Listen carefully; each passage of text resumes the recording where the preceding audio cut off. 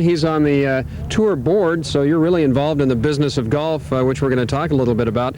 But as a golfer, you've got to be your own businessman, make your plans for the year, travel arrangements, expenses. What's the biggest headache? Well, I would say travel is a big headache, because as much as you want to try and maybe make some super savers and things like that, tournaments always run over, or you get rained out, or you have a Monday corporate outing that pops up at the last minute and kind of blows your tickets and things like that apart. But overall, I've been out about 10 or 11 years now, so I've kind of got it down pat.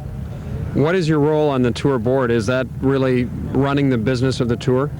Well, there's 4 players, there's 4 independent directors, and there's 1 director from the PGA of America, and we basically set policy for Dean and Tim Fincham, Dean Beeman, to have the staff go and try and follow and make the tour successful.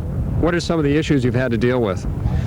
Well, I think the golf people that are listening know that last year the Karsten litigation got settled. That was a big thing with the tour, and I think that was, I've been on the board now, this is my 4th year.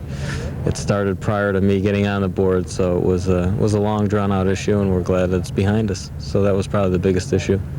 Mentally, I guess you're almost like a commission salesman, because you're only as good as your last week, and you've got to pick up money every week to keep going, right? How mentally do you approach it? Well, it's difficult when you're playing poorly, that you have to look out and say, well, the year's 30 weeks long, I'm going to play 30 events and that, so you just have to look in the future. But at the time, if you're not making cuts, this is one of those rare sports that you can lose money out here. You've got to pay your caddy, you've got to pay your food, your meals, your hotel, your airfare, all that, entry fees. And if you don't make the cut, you make nothing, and you've probably got between $800 to maybe $2,000 a week in expenses. So let's say you win a tournament, $180,000, as is the case here in LA. How much of that do you actually put in your pocket?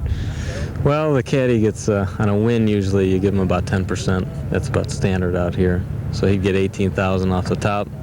Uncle Sam, he takes as much as possible, and then the state, and there you go. You talked about Uncle Sam and taxes. You lived in Florida, where there's no state income tax. That's a nice paradise for golfers, isn't it, from that tax standpoint? Well, from that perspective, but we basically pay taxes in the states that we win money. So we're filing state income tax returns. If I win in New York, you win in Philadelphia, you win in California, you file here. So I guess if you had your choice, you'd like to win your big money, your tournaments in Florida or Texas, where there is no state tax. Do you have somebody that handles your business side of it, procuring the sponsors and that kind of thing? Yeah, I've got a gentleman out of Washington. His name is Lynn Roach, and he handles Fred Couples, Craig Stadler, myself, a couple other, Nolan Hinkey, Jay Haas. So we're real happy and with Lynn, and he's been doing a tremendous job. So how much does he handle? Does he bring in, like the name on your hat, Paychex, a company we talk about all the time on the Business Channel, publicly traded stock? Does he bring in your sponsors for you? Well, he does. He didn't bring in Paychex. Paychex is a Rochester-based corporation that I've been with for about 8 or 10 years, and I'm originally from Rochester, New York, so that was how I got started with Paychex. But yeah, that's basically what Lynn does. Quick last question here. You have your tour earnings. How much more do you make out of the sponsorships? Well, I have to say no comment on that, but... Is it typically double your earnings, that kind of thing? It depends on the player.